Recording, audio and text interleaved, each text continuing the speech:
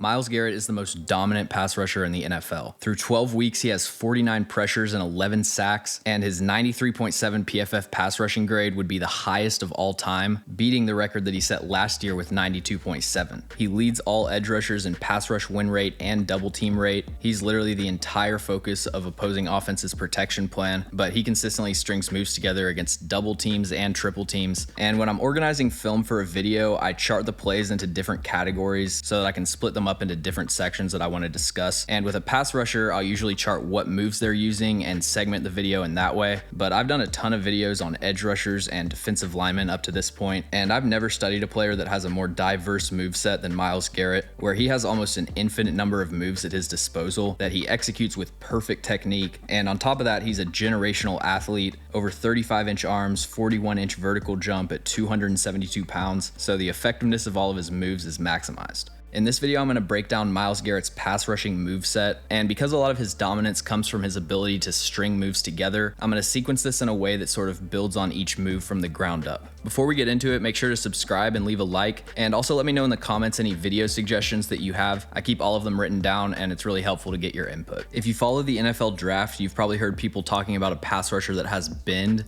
And if you don't know what that looks like in practice, Myles Garrett is the perfect example of this. Bend is essentially just a pass rusher's ability to flatten their angle directly to the quarterback instead of getting flushed vertically out of the pocket. This is especially important for someone like Myles Garrett, who gets so much chip help in double teams. You can see Najee Harris is chipping him on the left side here, so to actually get to the quarterback, Myles Garrett has to take a harsher angle. But with a standard speed rush or any of Myles Garrett's moves that he uses, he just has an incredible level of bend and hip flexibility to finish those moves off. Building off of the normal speed rush, we've got the chop move, which is pretty simple. He just defeats the outside hand with his inside hand. Again, you see he gets to the top of his rush and he's basically just running the 3-cone drill right here. This is such a rare trait to be able to flatten like this. And sometimes a simple chop move is all that he needs to defeat the outside hand, but usually he pairs it with a rip move. So he chops the outside, drops his arm, and then rips under the armpit, which basically just seals off the tackle's outside shoulder and gives him that extra push to get to the quarterback. Here's another chop rip against Tampa Bay. He's matched up with Donovan Smith, who kind of slow plays this outside hand. So even though he misses the chop, Smith follows that with a two-hand punch and overextends, which makes him susceptible to the rip move. This is what makes Myles Garrett so dominant, is that he can adjust his moves on the fly. This is a good example against the Patriots of using this inside hand to really seal off the tackle's shoulder. If you give Myles Garrett any space to the outside, he's going to exploit it. And like I said, based on the technique that the tackle plays with, Myles Garrett has such a diverse moveset that he can really just alternate between different rush strategies. So right here against Donovan Smith, he doesn't even use a chop. He just reaches the outside hip and then rips through. Because Myles Garrett's such a dominant pass rusher attacking the outside, he's able to have a lot of success by taking advantage of tackles that overset to try to defend the speed rush.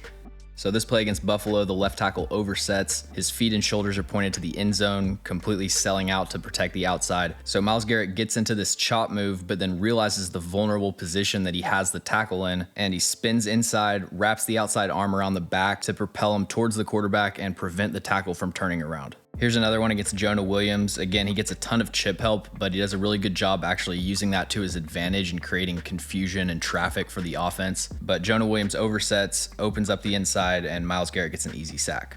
If you don't watch a lot of pass rushing film, you might not understand this, but it's not normal for NFL players to have this many moves that they can execute at such a high level. Even the best pass rushers around the league will have 2 or 3 moves that they alternate in between, and there are a lot of guys that make Pro Bowls off of one move and one counter. But Myles Garrett is able to execute the full repertoire, and so it just puts offensive tackles in unwinnable situations. So the speed chop and the chop rip and then the spin move off of that, that's really Myles Garrett's primary pass rushing moveset. If you watch 30 pass rushing snaps, he's probably getting into one of those moves 80% of the time, but really anything I see him try, he has success with.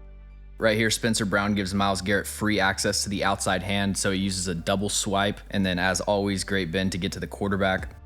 He beat Morgan Moses with an inside stab move, which is really effective for someone like Myles Garrett who has length and power, because it's similar to the long arm. When you extend one arm out, you get an extra 1.5 foot length advantage, and all of that force is centralized into one spot. So when he decides to use power, he can fold offensive tackles in any direction. And as you've probably noticed from all these plays I'm showing, the impressive part isn't that he's just executing these moves, it's the fact that he's executing these moves at a faster speed than anyone else on the field is playing at. I think at this point in the season, season, Defensive Player of the Year should come down to Micah Parsons or Myles Garrett. After watching pretty much every Myles Garrett snap for this video, I'm leaning towards him at this point, although there is probably some recency bias involved there. And obviously a lot of it will come down to how they finish the season. Thanks for watching. If you enjoyed the video, make sure to like and subscribe. Also, let me know in the comments any players or teams that you'd like me to cover.